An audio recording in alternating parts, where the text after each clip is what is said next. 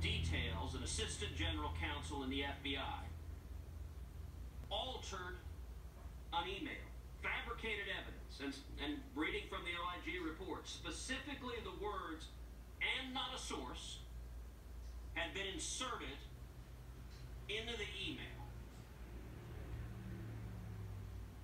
That email then was sent on to the officials responsible for making the decision to go forward, and as the report said,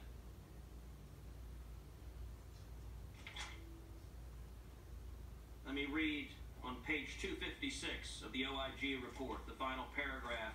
Consistent with the Inspector General Act of 1978 and following OIG's discovery that the OGC attorney had altered the email that he sent to the supervising agent, who thereafter relied on it to swear out the final FISA application. So the men and women at home need to know what's happening.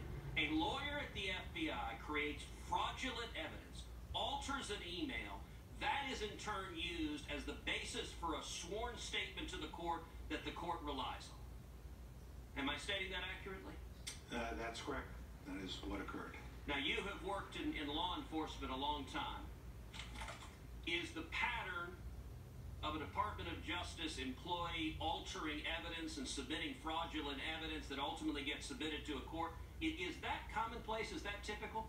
I have not seen an alteration of an email end up impacting a court document like this.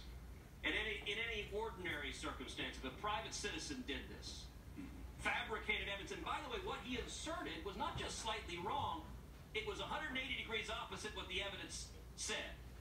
So the intelligence agency said this guy is a source, and he inserted this guy is not a source. If a private citizen did that in any law enforcement investigation, if they fabricated evidence and reversed what it said, in your experience, would that private citizen be prosecuted for fabricating evidence, be prosecuted for obstruction of justice, be prosecuted for perjury? They certainly would be considered for that if there was an intentional effort to deceive the court.